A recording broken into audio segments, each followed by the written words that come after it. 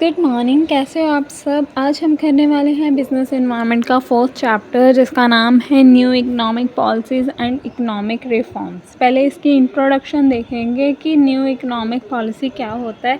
New economic policy क्या होता है कि मनमोहन सिंह के द्वारा बनाई गई थी। ये एक सीरीज़ ऑफ रिफॉर्म था, क्योंकि पहले जो थी इंडिया में अच्छी पॉलिसीज़ नहीं हुआ करती, तो इसलिए ये वाली पॉलिसीज़ को लाया गया था। न्यू इकोनॉमिक पॉलिसी क्या होता है, इससे प्रोडक्टिविटी एफिशिएंसी इंक्रीज़ हुई थी। इसकी ज़रूरत इसलिए थी क्योंकि अगर इंडिया में जो था कि जब उसमें ना गवर्नमेंट का ज़्यादा रोल होता था, तो बहुत ज़्यादा एक्सपेंडिचर्स हो रहे थे, बहुत ज़्यादा कॉस्ट लग रही थी, इन रिटर्न कुछ भी नहीं मिल रहा था, और लोगों को लग रहा था, जो फॉरेन कंट्रीज़ थी उनको लग रहा था कि यहाँ पे कोई प्रॉफिट नहीं है, तो वो वहाँ पे इन्वेस्ट नहीं करते थे। ठीक है, देन आगे क्या है, क्योंकि इसकी नीड्स क्या थी। इसकी नीड्स ये थी कि फ़ॉरेन एक्सचेंज रिज़र्व गिर रहा था, लोग गोल्ड को गिरवी रख रहे थे, कर्ज़ा ले रहे थे, महंगाई बढ़ रही थी, जो लोन्स था वो लिया जा रहा था ज़्यादा इन्फ्लेमेशन के कारण, जो फिजिकल डिफेक्ट्स थे वो भी बहुत हो गए थे, पब्लिक द्वारा रिफॉर्म्स था, गवर्नमेंट के ऊपर बहुत ज़्यादा बर्डन था। अब ये क्या है कि फैक्टर्स कौन से हैं इसमें न्यू इकोनॉमिक पॉलिसी में, तो क्या क्या था। एक न्यू इंडस्ट्रियल पॉलिसी 1991 था, न्यू ट्रेड पॉलिसी, जो ग्लोबलाइजेशन आई थी कि हम बाहर की कंट्रीज़ में से इंपोर्ट कर सकते हैं, एक्सपोर्ट भी कर सकते हैं, है ना। तो a new physical policy, new monetary policy. अब साइड पे आप कुछ अचीवमेंट्स भी लिख सकते हो कि है ना, फॉरेन डायरेक्ट इन्वेस्टमेंट आई थी, लिबरलाइजेशन आई थी, हायर इकोनॉमिक ग्रोथ हुई थी, सेविंग इन्वेस्टमेंट करने लग गए थे, एजुकेशन हेल्थ के रिगार्डिंग दी थी। ठीक है, ये मनमोहन द्वारा ही कुछ अचीवमेंट्स हुई थी। ठीक है, अब क्या है components of the new economic policy, क्या था, लिबरलाइजेशन हुई थी। लिबरलाइजेशन क्या होता है कि पहले जो रिस्ट्रिक्शंस लगी हुई थी उनको हटा दिया गया था। कौन कौन सी रिस्ट्रिक्शंस को लिबरलाइज करा गया था। लाइसेंस, कि सबको लाइसेंस लेना ज़रूरी है, पहले ऐसा था, बट अब 2 कंपनीज़ ही हैं जिनको लाइसेंस लेना ज़रूरी है। इम्पोर्ट एक्सपोर्ट्स पे भी प्राइस फिक्स था, उस पर भी फ्रीडम मिल गई थी, रिस्ट्रिक्शंस हटा दी गई थी। गुड सेल्स की इतनी प्रोडक्शन करनी है, उन सब की वो लिबरलाइज़ कर दिया गया था। प्राइवेटाइजेशन, हम इसका चैप्टर पढ़ चुके हैं कि है ना, पहले जो था गवर्नमेंट के अंडर थी, उन्होंने क्या कर दिया था, प्राइवेट को दे दी थी, क्योंकि प्राइवेट अपने प्रॉफिट के मोटिव से देखती है। ऑनरशिप जो छोड़ दी थी उन्होंने, अपनी ऑनरशिप प्राइवेट को दे दी थी, या तो फिर डिसइन्वेस्टमेंट कर देते थे। डिसइन्वेस्टमेंट का मतलब क्या होता है कि जो सरकारी कंपनी रिस्क में चल रही होती है, वो प्राइवेट को अपनी आधी दे देती है, और फिर धीरे धीरे उनको पूरी ही वो बेच देती है। इससे क्या हुआ था, हायर प्रोडक्टिविटी हुई थी और इंटरेस्ट भी बढ़ा था।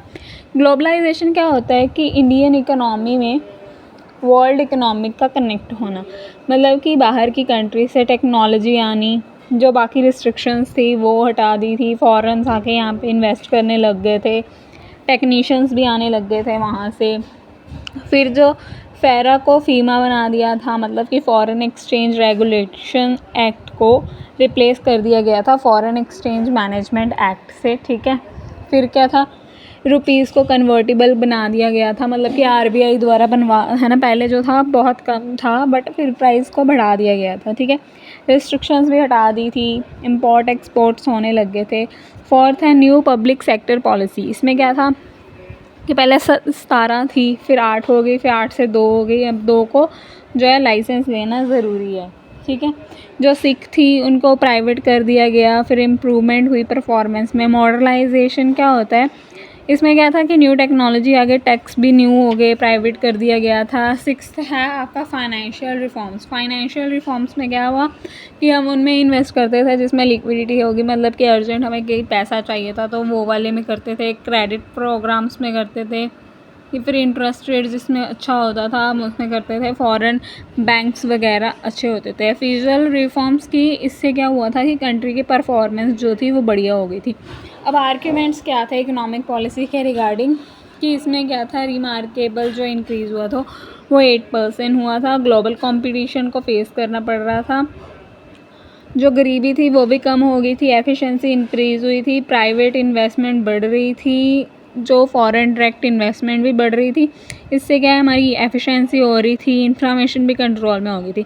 अब आर्ग्यूमेंट्स इसके अगेंस्ट कौन से थे कि इन्होंने एग्रीकल्चर के ऊपर ध्यान नहीं दिया, वर्ल्ड बैंक के ऊपर ज़्यादा प्रेशर आ गया था।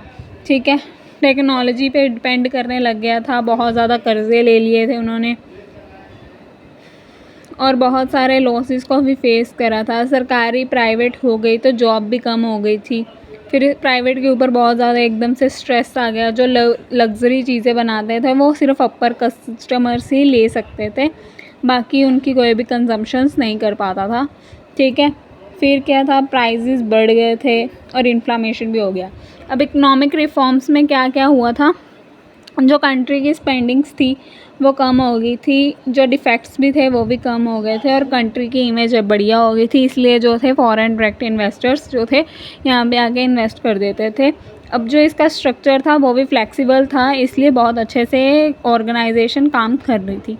अब वर्ल्ड बैंक के 3 पॉइंट्स है कि एक्सटर्नल एसोसिएट, उसमें क्या था, वो अपने गोल्स को अचीव करता था। और नेक्स्ट पॉइंट क्या है, इफ़ेक्टिवली वो है ना, जो इकोनॉमिक रिफॉर्म्स हुए थे उसके कारण लोगों में इन्वेस्टमेंट करना शुरू कर दिया था, सक्सेसफुल हुआ था रिफॉर्म्स ये वाले, ठीक है। अब इकोनॉमिक रिफॉर्म्स क्या होता है कि इसमें क्या होता है, financial system, production system, relationship देखने होते हैं, ठीक है। एक्सपेंडिचर्स कितने हुए थे, एक्सपोर्ट के ऊपर जो रिस्ट्रिक्शंस थी वो हटा दी थी, मतलब कि जो भी हम पीछे पढ़ के आए हैं इसमें लिख देना है। अब क्या है कि इकोनॉमिक रिफॉर्म्स क्या थे, इंडियन सिनेरियोज़ क्या थे। 1985 का फर्स्ट फेज़ में क्या था कि राजीव गांधी ने करा था 1985 में। इसमें उसने क्या क्या करा था कि लाइसेंस से इंडस्ट्रीज़ को फ्री करा था, एक्सपोर्ट इंपोर्ट में चेंजेस करे थे, टेक्नोलॉजी में अपग्रेड करा था, मतलब ये वाले सारे पॉइंट्स आप देख लोगे, ठीक है।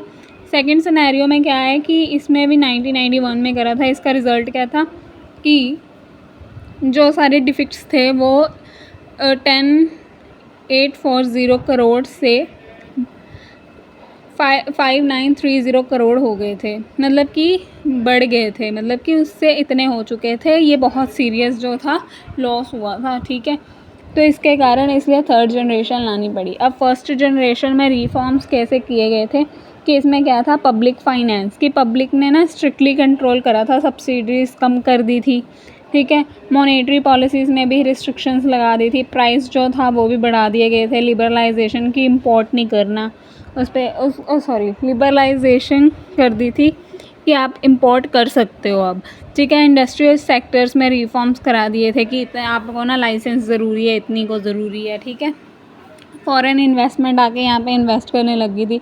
पब्लिक सेक्टर पॉलिसीज़ की पब्लिक ने प्राइवेट को दे दी थी, बजट्स बनाने लग गए थे, ठीक है। ये चीज़ें इसमें हैं।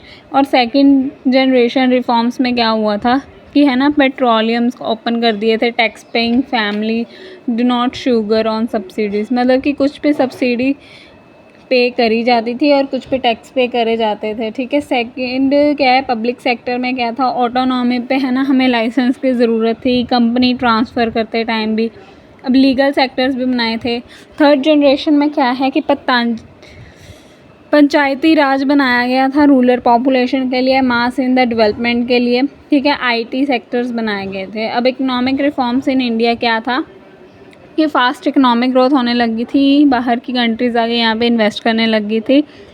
एशियन नेशन में जो उनका रैंक था वो 7th हो गया था और सेकंड लार्ज पॉपुलेशन वाला इंडिया हो चुका था जब यहाँ पे ये न्यू इकोनॉमिक पॉलिसी आई थी, ठीक है। अब इसके क्या है, अंडरस्टैंडिंग क्या है इसकी इंडियन इकोनॉमी की कि इससे ना इकोनॉमिक ग्रोथ फास्ट हो गई थी, जीडीपी इंक्रीज़ हो गया था, ठीक है। अब इंडस्ट्रियल सेक्टर में क्या है, इंडस्ट्री में क्या हुआ था, 20% हुआ था स्मॉल मीडियम और प्राइवेट प्लेयर्स में, ठीक है। नेक्स्ट है service provider and service sector, इसमें भी 62.5% जो हो गया था, लीडिंग सर्विस प्रोवाइड करने लग गए थे। एग्रीकल्चर में भी जीडीपी इंक्रीज़ हुई थी, बैंकिंग फैसिलिटीज़ भी होने लगी थी, लोग पैसा इन्वेस्ट करने लग गए थे। एक्सटर्नल ट्रेड भी हुआ था, ग्रोथ हो गई थी, लोग बाहर से आके इन्वेस्ट करने लग गए थे, फॉरेन डायरेक्ट इन्वेस्टमेंट भी हो गई थी। एग्रीकल्चर में भी लोग जो थे इनको यूज़ करने लगे थे फार्मिंग मेथड में।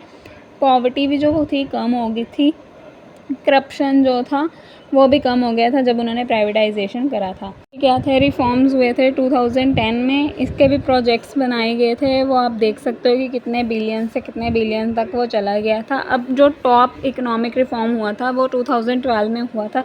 इसमें क्या था, मल्टी ब्रांडेड रिटेल्स आ चुके थे, मतलब कि मल्टीनेशनल कंपनीज आ गई थी। फिर इसमें पेंशन इंश्योरेंस वगैरह प्रोवाइड करने लग गए थे, डायरेक्ट कैश ट्रांसफ़र होने लग गई थी, मतलब है ना, आधार कार्ड वगैरह बनने लग गए थे यहाँ पे। कैबिनेट कमेटीज़ बन गई थी, लार्ज वाली जो इन्वेस्टमेंट होती थी वो इसमें कर सकते थे। ठीक है, लैंड एक्विजिशन, मतलब कि जो भी हम लैंड्स लेते थे उसके लिए बिल प्रोवाइड करने लग गए थे। जो इकोनॉमिक रिफॉर्म्स हुए थे 2015 में, इसमें बहुत सारे ईयर्स का चैलेंजेस था। मोदी ने इसमें बहुत सारी चीज़ें करी थी, बीजेपी आया था, उसने बहुत सारा कुछ करा था। कॉयल इंडस्ट्रीज़ आई थी, इसमें $1 बिलियन इन्वेस्ट किए गए थे। एग्रीकल्चर और हेल्थ के रिगार्डिंग भी देखा गया था। Policy framework, monetary policy framework बनाया गया था। स्कॉलरशिप एजुकेशन स्कीम्स बनाई गई थी। जीएसटी लाई गई इसमें, और टैक्स को कम किया गया। जो इकोनॉमिक रिफॉर्म्स हुए थे 2016 में, इसमें क्या था, डिफेंस सेक्टर्स के रिगार्डिंग एयरपोर्ट प्रोजेक्ट्स। ये वीडियो ख़त्म होती है। अगर आपको ये वीडियो अच्छी लगी है तो like share subscribe my channel. Thank you.